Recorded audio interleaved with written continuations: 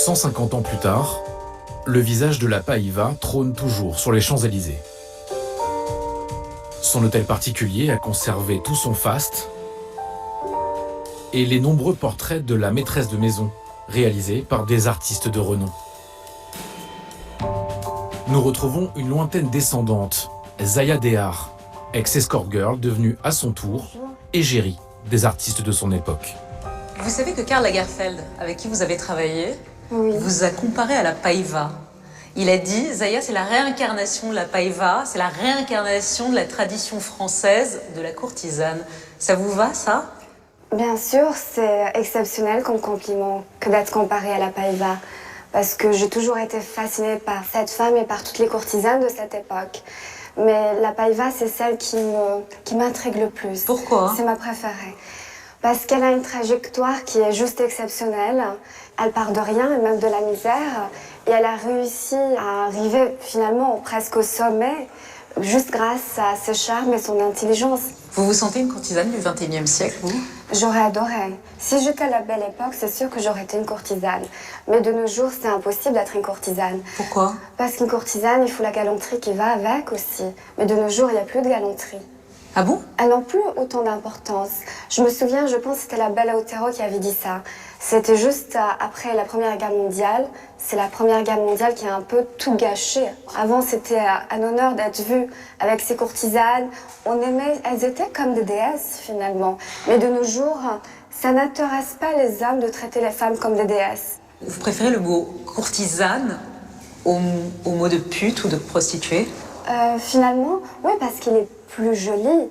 Mais finalement, ça peut dire la même chose. Ça veut dire la même chose? Oui, et même pute ou prostituée, ce n'est pas quelque chose de dégradant. Pour vous, le mot pute n'est pas une insulte? Mais pas du tout. Si on vous traite de pute, Non, vous le prenez pas mal? Non, parce que depuis que j'ai l'âge de 6 ans, j'ai toujours essayé de comprendre qu'est-ce qu'elles faisaient de mal, ces femmes. Et même pas que ces femmes, puisque ce mot est pour toutes les femmes. Et jusqu'à présent, je n'ai pas compris. Personne ne m'a donné de réponse rationnelle. Vous savez comment on appelle ce lieu? Comment on appelait ce lieu? Oui, comment? Le Louvre du cul. Ah, d'accord. Oui. Parce qu'en fait, il y avait beaucoup d'artistes, Baudelaire, Sainte-Beuve, Oui. Wagner, Théophile Gautier, qui venaient ici dîner chez la Païva, parce que c'était chez Oui. elle, et plus si affinité. On va visiter? D'accord. On y va. Oui. Entre ces murs, la Païva organisait des fêtes qui faisaient scandale, tout en animant l'un des plus grands salons littéraires de l'époque. Aujourd'hui, l'hôtel appartient à un cercle privé. Ironie de l'histoire, les femmes n'y sont admises que sur invitation. C'était beau, hein? Oui, c'est magnifique. Elle a fait payer son mari, c'est son mari qui lui a offert, elle lui a fait payer une fortune, elle voulait les plus beaux endroits, 10 millions de francs or. Vous imaginez? Oui. Et vous savez qu'elle a choisi le lieu parce que dans un de ses anciens... Oui, vous il savez a ça? poussé sur le trottoir. C'est un de ses anciens amants Exactement. l'avait poussé du fiacre Et sur elle pleurait, elle disait que c'est là où je construirais le plus bel hôtel particulier. Voilà, c'est par vengeance pour cet amant qu'il avait jeté Exactement. comme une malpropre. Oui. Vous auriez pu avoir ces sentiments-là, vous? Je l'ai tout le temps. C'est vrai? Vous voulez faire payer les hommes? Non, je ne veux pas parler de faire payer les hommes, mais cette idée de se dire, quand on se sent mal ou rejeté, oui, on a envie...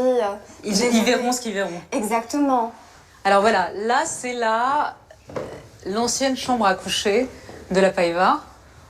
On imagine ce qui s'y passait. Oui. Avec une vue sur les Champs-Élysées juste là devant.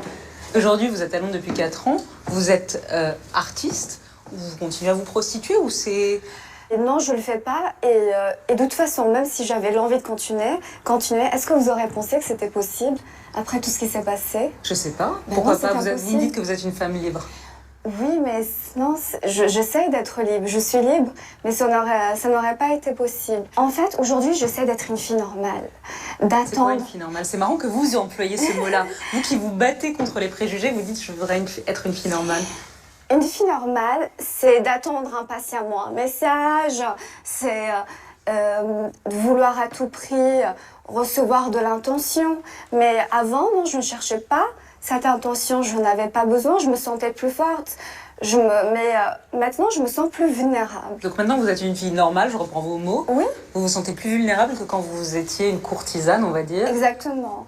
J'avais l'impression de dominer et finalement, un homme qui a affaire à une femme qui lui demande du matériel en retour, il y a cette ambiguïté, il est vulnérable face à cette femme parce que il se pose cette question. Est-ce qu'elle est avec moi pour mes beaux yeux ou juste pour le matériel? On va parler Et du il n'a coup, jamais cette réponse. Exact. Et à ce moment-là, on domine. Mais quand il n'y a pas d'échange matériel, il est rassuré. C'est pour ça que je suis fascinée par les courtisanes de cette époque.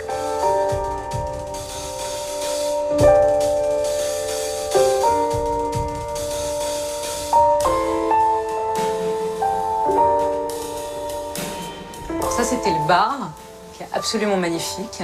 Oui, c'est incroyable. Le salon de réception et cette cheminée assez particulière. Vous savez pourquoi il y a des lionnes là? Parce qu'elle dévorait tous les hommes, non? Ça aurait pu être ça. Mais la lionne, c'était la courtisane qui avait réussi. Ah oui, Et qui d'accord. pouvait initier les plus jeunes qu'on appelait les Lorettes. Les Lorettes, Les Lorettes, parce exactement. qu'elles étaient dans le quartier Elles de avaient Notre-Dame un de Lorette. statut, oui, Voilà. beaucoup inférieur aux courtisanes. Vous êtes une lionne, vous? Oh, bien sûr que j'aurais adoré pouvoir être une lionne. Les courtisanes avaient leur lieu, elles avaient leur liberté, elles vivaient seules, elles avaient leur indépendance. Oui, mais elles étaient aussi insultées, elles étaient vilipendées, elles étaient critiquées dans la presse. La Païva était très critiquée dans la presse. Mais elles avaient ce courage. Alors, je voudrais vous montrer une autre pièce. C'est la salle de bain. Venez voir cette salle de bain assez incroyable. Est-ce que vous savez pourquoi il y a 3 robinets là? Je crois. Il n'y a pas un pour le champagne, non? Il y a un pour... Alors voilà, il y a la légende dit qu'il y a l'eau chaude, l'eau froide. Et le champagne au milieu? Voilà, le champagne ou le lait d'ânesse. D'accord. Le lait d'ânesse, il paraît que c'est ce qui rend la peau extrêmement douce. Oui. Vous aimeriez avoir ça, 3 robinets avec un pour le champagne? Bien sûr. Non. Non, j'aimerais bien avoir 3 robinets, ça c'est sûr. Et puis, oui, cette baignoire aussi. Il vous a ouvert des portes, votre corps. Il vous a permis d'accéder à d'autres milieux sociaux. Ça a été un ascenseur social, votre corps, vous diriez ça? Je pourrais dire que oui, c'est vrai. C'est-à-dire, Oui. sans ce corps-là, vous n'auriez pas pu accéder à Oui, ces je milieux-là. sentais quand j'avais 15-16 ans que beaucoup de personnes me fréquentaient parce qu'ils étaient fascinés par mon corps et me présentaient à d'autres amis juste avec fierté. Mais est-ce qu'il n'y a pas quelque chose d'un peu triste ou d'un peu réducteur pour une fille intelligente comme vous l'êtes, de tout capitaliser sur le physique? Au fond, l'admiration que vous suscitez, c'est uniquement on regarde son corps, on regarde ses formes, on regarde ses fesses, et pas son intelligence. Non, mais c'était pas mon objectif de base. Moi, mon objectif quand j'étais plus jeune, c'était de faire de longues études. Mais à un moment donné, je me suis rendu compte que cette idée, ce rêve, je le voyais s'éloigner, ce n'était pas possible. Et pour moi, ça m'a réellement brisé le cœur.